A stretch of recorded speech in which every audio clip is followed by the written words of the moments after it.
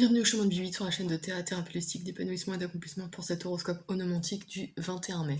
Donc aujourd'hui, vous verrez comme alors je vais vous dire du 21 mai jusqu'au 29 mai. Voilà. Alors j'ai changé l'agencement des cartes parce que j'ai trouvé un tirage qui s'appelle le tirage du monde qui me parlait bien, donc j'ai décidé de le mettre à profit, on va voir, avec, comme d'habitude, des arcanes que j'ai calculés de façon astronumérologique liées à votre chemin de vie, d'accord? Je garde toujours aussi l'influence planétaire dont je vous parlerai tout à l'heure. Je suis désolée, vous entendez ma chienne, elle est fatiguée. Voilà. Bon, bah, je vais commencer. Donc, du 21 au 29 mai, vous êtes régi par, excusez-moi, Saturne.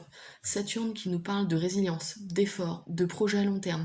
C'est vraiment une planète, alors plutôt inerte, parce qu'elle vous pousse à vous poser, à vous stabiliser et à vous demander pourquoi, comment et dans quel but. Enfin, vous voyez, c'est vraiment une planète de maturité, de développement.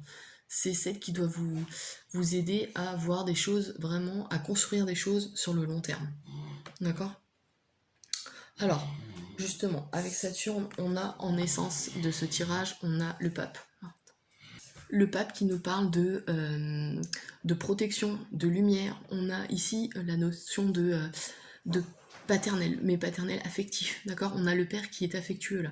Ça peut représenter ses enfants ici. Pour ceux qui sont parents, voilà, il peut y avoir cette symbolique là. On a aussi cette notion de communication, mais de communication qui sait où elle va, d'accord? Ici, cette carte peut représenter un pont. On a, comment dire, le pont, ce n'est qu'un passage, d'accord? Et ce pape là, il a ses connaissances, ses acquis qui lui permettent justement de proposer ce passage, d'accord, à des gens, enfin au monde, entre guillemets, d'accord. Donc il y a cette notion-là aussi de connaître le monde et de proposer justement différentes options. Ouais, on a une notion de lumière et d'éclaircissement avec cette carte aussi, voilà. Ouais, donc c'est une carte plutôt protectrice, d'accord. En général, la vie courante est protégée durant quand on se tire cette carte. Et là, durant cette semaine, vous aurez peut-être justement une protection certaine qui vous aidera justement avec Saturne à prendre le temps et à savoir où vous allez, comment et pourquoi, d'accord. Alors, dans le domaine intellectuel, vous avez la reine de denier. La reine de denier, c'est une personne qui tient à son argent, à sa situation, à ses acquis, d'accord, et même à sa santé. C'est vraiment quelqu'un qui va dépenser beaucoup d'énergie pour maintenir sa situation, d'accord. Et aussi, parce que quand elle n'est pas portée qu'à maintenir sa situation, elle peut proposer des projets inattendus, d'accord. Elle va innover, donc ça c'est plutôt pas mal pour ceux qui ont de la créativité. Il y a une notion de changement ici, mais comment dire, poussé à l'extrême, enfin à l'extrême. Dans le côté négatif de cette carte, on a justement l'impossibilité de voir plus loin, l'avarice, le côté un peu borné, têtu, égoïste. Mais l'avantage de cette carte, c'est qu'on a le courage de se voir en face, d'accord. Et c'est là que Saturne va vous y aider, je pense. C'est que elle va mettre carte sur table et elle vous aidera à savoir qui vous êtes réellement, entre guillemets. Donc c'est une carte de défense de territoire, mais aussi de quelqu'un qui veut vraiment maintenir ses acquis, d'accord. Et tout ça, c'est dans le domaine de la pensée. À l'heure actuelle, vous êtes vraiment dans ça. C'est vraiment ce qui vous préoccupe le plus. Dans le domaine émotionnel.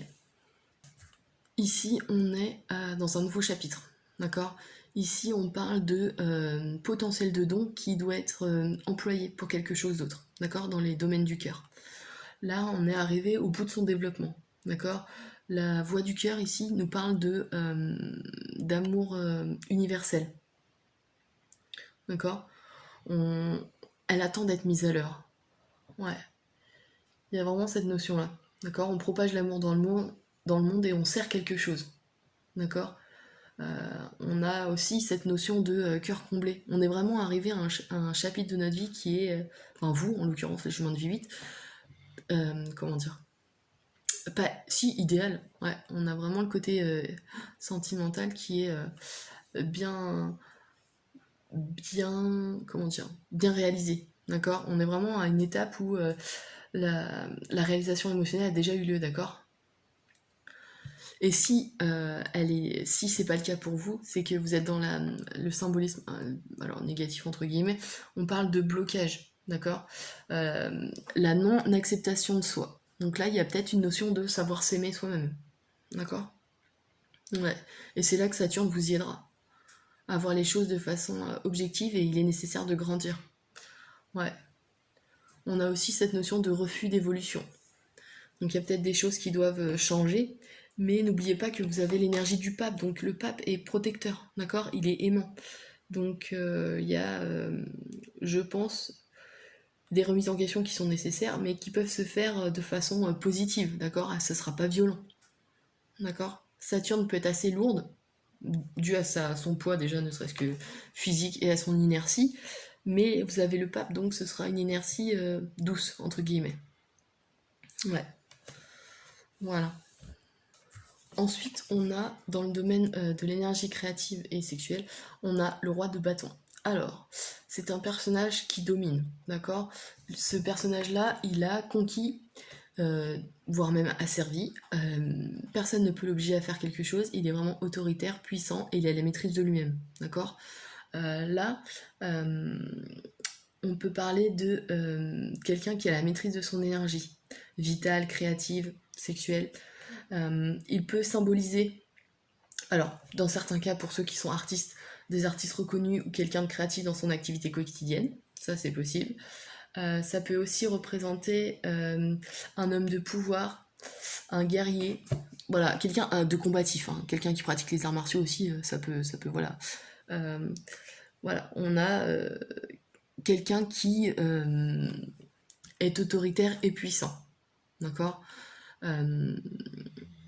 Dans son sens négatif, le plus absolu, entre guillemets, on a le despotisme, la vantardise, euh, quelqu'un qui est très imbu de lui-même. Donc attention à ça, j'aurais tendance à dire. Mais là, on a quand même une force de réalisation importante, d'accord, avec ce roi de bâton. C'est vraiment quelqu'un qui a une énergie, ou un charisme en tout cas, d'autorité et de maîtrise. Donc ça, c'est plutôt positif pour aller de l'avant, d'accord? Ouais. Sachant qu'ici, on est dans, ouais, comme je vous l'ai dit, la créativité et tout. Donc, pour lancer des nouveaux projets, si vous avez cette autorité, ça peut être positif. Mais justement, ne pas pousser à l'extrême cette autorité ou cette domination. D'accord? Parce que c'est un roi qui vient du peuple, entre guillemets, mais qui, s'il pense que pour son bien-être, il faut la servir, il la servira. Vous voyez? Donc, je pense qu'il y a un équilibre à trouver là aussi, mais ça reste une puissance créatrice importante. D'accord? Et enfin, pour finir, on a le 10 de denier, dans le domaine matériel. D'accord? Ce 10 de denier nous parle de cycle matériel accompli. On a, comment dire, on a réussi, dans le domaine matériel, c'est l'entrée en action de la créativité, d'accord? L'argent, la matière, passe dans une autre dimension. Comment dire? D'un point de vue énergétique, là, on est dans un autre stade. On passe à un stade supérieur, d'accord? On peut parler de réincarnation, de l'au-delà du corps pour certains d'entre vous qui sont dans le monde de l'énergie. Sinon, on parle de réalisation concrète et matérielle importante. Là, ici, on est dans le 1-0, donc on passe à un chapitre suivant. Donc matériellement, ici, il y a du changement. Enfin, du changement. On a abouti à quelque chose et on passe au stade suivant, d'accord? D'un point de vue négatif, on parle de refus du corps à cause de son identité sexuelle, dans certains cas pour certains d'entre vous. L'impossibilité de faire le deuil d'une vie passée, la sensation d'avoir raté sa vie. Voilà, il y a peut-être des questions de cet ordre-là qui peuvent se poser pour vous durant cette semaine. À une situation aussi qui se trouve d'une grande fortune sans avoir jamais connu le bonheur. Ah, ouais. C'est là que la question de la richesse se pose. Est-ce qu'on est vraiment riche en étant riche d'argent, entre guillemets, ou devons-nous trouver la richesse ailleurs? Ça, c'est une carte aussi qui peut, enfin, une symbolique, un niveau de lecture qui peut s'interpréter, ouais. Comme ça. Ouais. Voilà. Donc là, je pense que c'est une semaine alors de nouveaux départs, parce que là, on a des nouveaux chapitres, on a quand même 10